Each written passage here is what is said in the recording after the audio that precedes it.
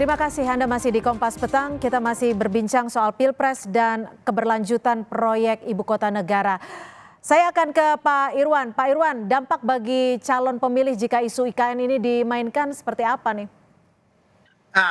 Sangat kerdil sekali ya kalau kemudian menjadikan isu IKN ini kemudian menjadi isu elektoral. Bagi kami melanjutkan IKN ini adalah pertama amanah undang-undang, ya. Kemudian yang kedua, bicara IKN ini kan jelas-jelas muaranya adalah keadilan gitu loh. Pemindahan ibu kota inilah sebenarnya perwujudan daripada Pancasila dan NKRI. Inilah strategi kemudian untuk menggeser pertumbuhan yang selama ini lebih ke barat, kemudian kita geser lebih ke timur. Kalau istilah Pak Jokowi, selama ini orientasi kita Jawa sentris, nah ke depan dengan adanya IKN ini adalah Indonesia sentris. Bayangin, sampai dengan 2024 alokasi APBN untuk IKN itu dibatasi 60 triliun. Sekarang realisasinya sudah 40 triliun lebih. Di sana sudah dibangun infrastruktur dasar, tol, rumah sakit, infrastruktur pendidikan, bandara, termasuk juga kantor-kantor pemerintahan. Tiba-tiba kemudian ada satu capres yang kemudian ingin membatalkannya dengan alasan pemerataan. Jadi maksud saya, maaf saya potong Pak Irwan, tapi kalau kita bicara soal teori pertumbuhan wilayah, ini kan sebenarnya membutuhkan waktu yang cukup panjang sekali, apalagi untuk menghasilkan multiplier effect. Ya makanya IKN itu harus dilihat sebagai kawasan super hub. Jadi IKN ke depan itu justru sudah dipersiapkan akan memiliki 6 klaster ekonomi. Nanti di sana akan dibangun pusat industri teknologi bersih, kemudian farmasi terintegrasi, industri pertanian, termasuk juga bahan kimia dan produk turunan kimianya. Juga di sana juga ada 2 klaster pendukung, termasuk pendidikan abad ke-21 dan smart city serta pusat industri 4.0. Nah, ini yang saya sampaikan tadi, membandingkan dengan pembangunan pemerataan kota-kota dengan sebuah terobosan transformasi bangsa berupa ibu kota negara ini tentu keliru. Ya, karena kami juga akan melanjutkan IKN, tetapi di sisi lain kami akan tetap membangun 10 kota yang akan disulap menjadi kota dengan teknologi tinggi. Baik di Sumatera, kemudian di Jawa, termasuk di Pulau Kalimantan, juga di Papua, Maluku, dan Nusa Tenggara. Baik, Pak Fatul, kalau melihat isu ini kan tiba-tiba langsung gempar seperti itu ya. Apa sih yang menjadi tujuan tim Amin ini menaikkan isu ini? Apakah untuk menggrab pemilih-pemilih di megapolitan? Yang jelas ini kan isu gagasan ya. Jadi kalau kita bilang kerdil ya salah besar. Kerdil itu kalau kita dalam pemilu tuh isunya isu-isu yang tidak penting, gimmick misalnya. Tapi ini isu yang memang jadi kebijakan, dan kebijakan yang dampaknya besar. Anggaran besar, bayangkan Anda bisa mengambil angka ratusan triliun dalam pembangunan IKN ini bukan hal yang remeh-temeh, ini luar biasa besar dalam kebijakan. Jadi kalau kita mengerdilkan diri kita sendiri, menganggap isu ini menjadi isu yang kerdil karena gagasan itu justru kita angkat, ya ini hal yang salah juga. Jadi basisnya bukan basis elektoral ya pasti setiap capres ini kan basis elektoral, ada yang mungkin joget misalnya atau yang mungkin menggarap segmen tertentu, yaitu sah-sah saja karena memang semua ingin punya basis elektoral. Tapi yang kita ingin sampaikan ya aspek gagasan, bahwa pentingnya pertama adalah hal yang paling prinsip bahwa pembangunan di Indonesia ini perlu pemerataan. Bahwa kenapa Mas Anies selalu menyampaikan kita pernah melewati fase-fase satu bangsa, satu negara, dan yang diharapkan adalah satu kemakmuran.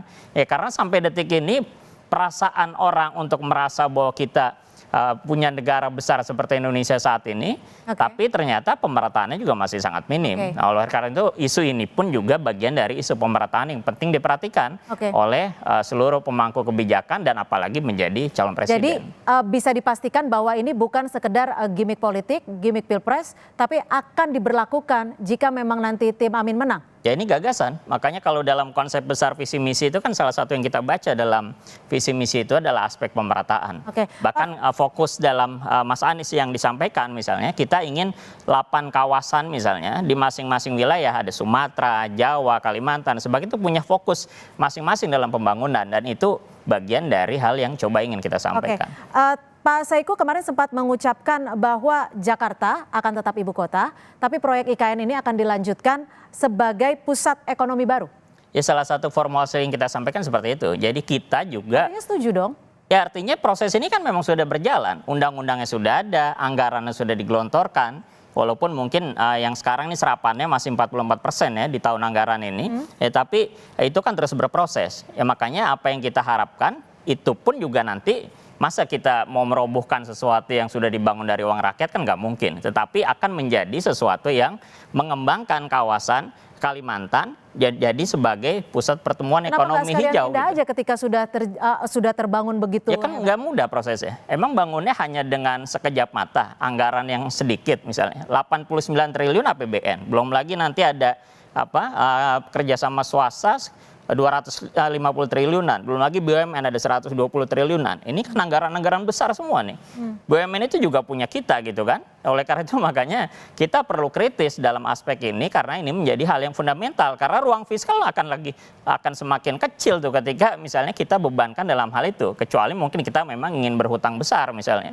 Dan dengan beban hutang yang sudah ada, kemarin ada kasus kereta cepat dan sebagainya, ini tentu menjadi permasalahan yang fundamental. Apakah keputusan ini statement yang disampaikan Mas Anies ini juga menjadi kompak di koalisi? Sudah sepakat dengan hal ini? Ya tentu kalau hal yang terkait dengan Jakarta tapi ibu kota yang jadi kampanye gagasan PKS, ini kan hal yang sudah kami gaungkan ya. Sedangkan Mas Anies lebih ke aspek substansi soal pemerataan dan mengkritisi soal pembangunan IKN yang banyak aspek yang perlu kita soroti. Tapi ke depan saya yakin ini terus bergulir dan bagus sebetulnya publik ditampilkan soal perdebatan gagasan yang fundamental karena perubahannya sangat besar, pindah ibu kota plus anggarannya menggunakan anggaran yang luar biasa besar ratusan triliun. Baik. Saya ke Pak Irwan. Pak Irwan, ini kan tadi juga sempat dikritisi oleh Pak Fatul dan juga sejumlah pihak mengkritisi bahwa Kalimantan itu, Pulau Kalimantan sebagai paru-paru dunia. Jadi pertumbuhan ekonomi hijau dan dibutuhkan pelestarian lingkungan. Bagaimana Anda menanggapi hal ini? Kalau bicara mengenai Borneo, apalagi Kalimantan sebagai kemudian pusat ya hutan tropis, hutan alam, perlu diketahui Mbak, IKN itu 100% semuanya itu ada di hutan tanaman industri. Hutan tanaman industri itu jatuhnya dia hutan produksi. Dan itu sebenarnya sebelum jadi IKN sekarang itu sebenarnya semua udah di land clearing itu. Dan kemudian berganti jadi hutan tanaman. Jadi kalau bicara isu kelestarian hutan, justru sebenarnya nggak bisa dihubungkan dengan IKN karena justru ke depan IKN itu dijadikan jadi salah satu forest city gitu. Termasuk juga saat ini kondisi hutan di Kalimantan baik secara keanekaragaman hayati juga prioritas pemerintah pusat maupun pemerintah daerah juga tetap kemudian itu menjadi prioritas. Jadi justru saya melihat tadi, saya kembali tadi sedikit Mbak Cynthia terkait gagasan yang dikatakan Mas Fatul. Ini gagasan yang bagaimana? Menurut saya gagasan ini, kalaupun memang ingin disampaikan kepada seluruh bangsa Indonesia, lebih baik ini diharmonisasikan dulu di dalam internal koalisi, karena kan lucu gitu loh.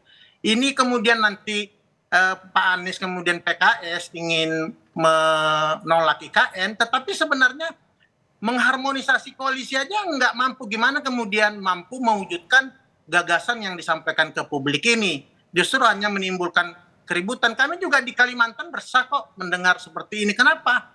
Ya itu tadi, puluhan tahun kita di Kalimantan berkontribusi besar terhadap PDB nasional. Kalimantan Timur itu Mbak, 630 triliun. Tiap tahunnya menyumbang PDRB terhadap PDB nasional. Kalau 630 triliun tiap tahun kita sumbangkan, mengapa 60 triliun untuk membangun kawasan pusat, kawasan inti pusat pemerintahan ini kemudian diributkan? Kalau memang tidak mampu, ya udah biarkan kami di Kalimantan Timur yang membangun IKN ini untuk negeri ini. Kami cinta terhadap NKRI ini. Tetapi bagaimana perasaan terhadap tiba-tiba PKS menyatakan tetap di Jakarta sementara ini sudah menjadi sebuah amanah undang-undang. Menurut saya sebelum itu dilemparkan ke publik, sebagai calon presiden, mending Pak Anies mengharmonisasikan dulu gagasannya ini, gagasan yang dianggap bagus ini di dalam koalisi. Karena kemarin cawapresnya Caimin mengatakan sampai dengan kemarin dia meyakini undang-undang IKN harus dilaksanakan. Baik, terakhir singkat Pak Fatul, hanya dinilai sebagai menciptakan keributan saja. Singkat saja tanggapan Anda. Ya enggak lah, justru ini gagasan yang fundamental. Kalau soal harmonisasi ini kan juga berproses ya. Ya perubahan-perubahan juga simpel. Ini mohon maaf dengan segala hormat Bung Irwan saja kan nih partainya dengan sangat mudah pindah kemarin kan. Ini tentu bukan sesuatu yang dinamis gitu. Jadi kita nggak perlu khawatir soal itu dan ke depan pasti ini akan jadi pembicaraan yang didudukan secara setara dalam pembahasan yang objektif dan juga setara di antara semua pihak gitu. Baik, dinilai cukup setara bagi semua pihak. Terima kasih juru bicara Timnas Amin, Pak Ahmad Fathul Bari, dan juga juru bicara TKN Prabowo Gibran, Pak Irwan Veko sudah bergabung bersama kami di Kompas Petang. Selamat sore. Terima kasih Mbak Cynthia, Mas Fatul.